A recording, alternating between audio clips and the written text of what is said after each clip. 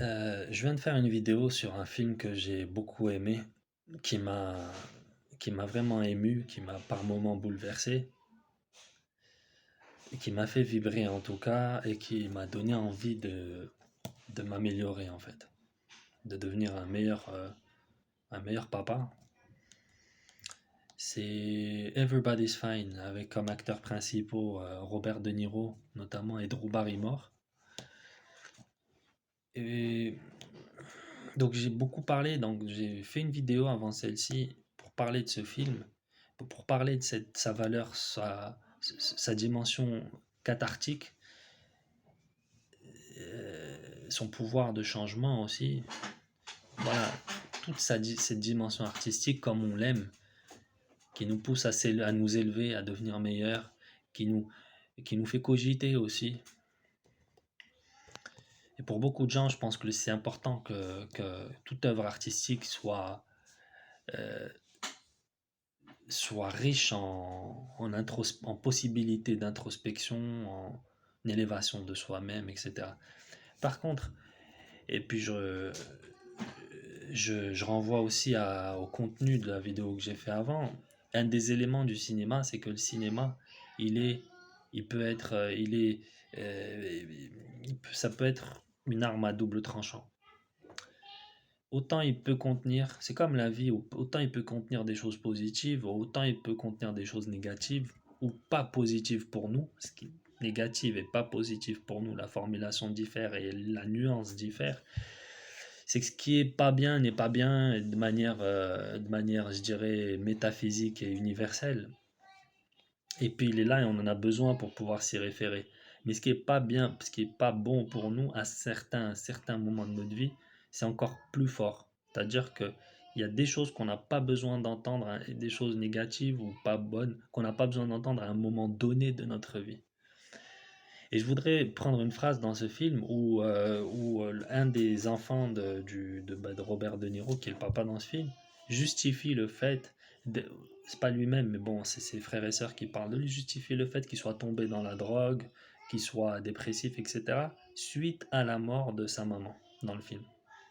Et ça, c'est là où le cinéma fait du mal sans le vouloir.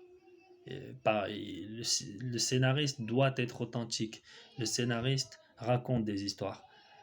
Le scénariste n'est pas responsable de comment on peut recevoir tout ça.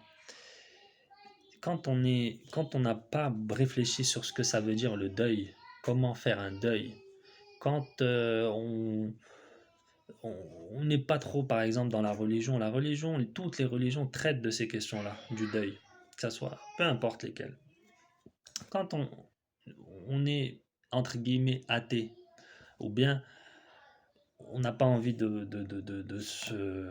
d'avoir une réflexion religieuse, il se peut qu'on n'ait pas entamé une réflexion sur ce que c'est le deuil et comment s'y prendre.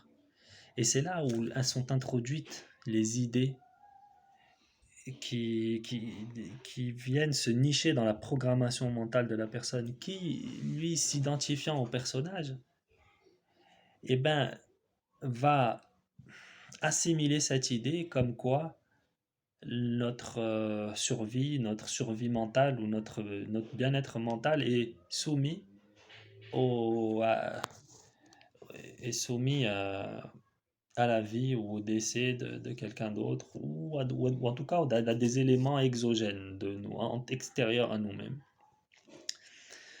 Donc, en soi, le scénariste n'a fait que voir n'a fait que voir la vie d'une certaine manière, selon son point de vue, il l'a mis dans son film. Il n'en est pas responsable. Il voit la vie comme ça. Il était obligé dans la fratrie de quatre dans ce film d'en prendre un et puis de le faire fragile face au décès de la maman, tandis que d'autres n'ont été, se sont refaits, ils ont continué leur vie, ils ont réussi professionnellement, etc., ou familialement, etc. Mais celui-là, si on n'est pas préparé, si on n'a pas une idéologie précise sur le deuil ou sur des choses comme ça, eh ben, on absorbe, il se peut qu'on absorbe cette idée-là, et elle peut aller se nicher dans notre programmation mentale et nous faire agir un peu comme ce personnage quand on sera confronté à cette même situation. Donc, ça concernerait les gens qui ont une fragilité mentale à la base, des gens qui ne se sont simplement pas penchés sur cette question-là. Nous n'avons pas tous le même rapport aux questions de la mort et de d'autres. Donc, si je dirais, c'est le revers de la médaille, comme je disais dans mon autre vidéo, c'est le cinéma, autant il peut construire une personne, autant il peut la détruire. Et il faut savoir, après, voilà, c'est tout un art, choisir ce qui lui convient, ce qui nous convient à un moment donné. Ça suppose beaucoup d'introspection, beaucoup de compréhension de soi-même, beaucoup de travail sur soi-même pour savoir ce qui conviendrait à l'instant T, ce dont on a besoin. Voilà, je voulais alerter sur ces éléments-là, en parler, euh, prévenir plutôt que guérir, parce que quelquefois guérir, c'est un long processus très compliqué, très long.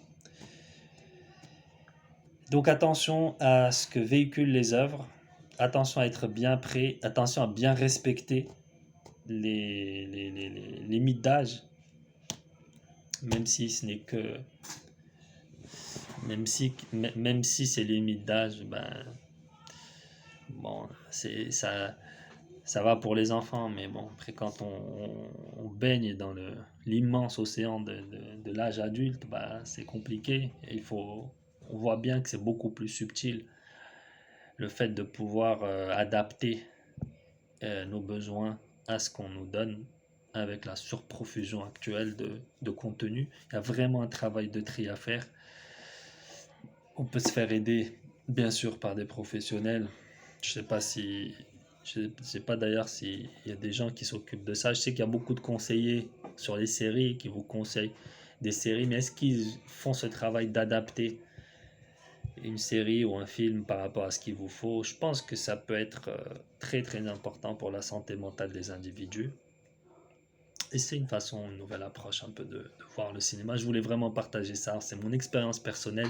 J'espère J'espère que ça ouvrira les yeux à un maximum de personnes. Et là, je commence à être prétentieux par rapport à ce que je dis.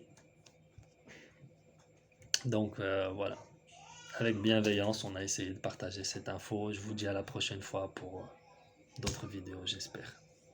Merci beaucoup.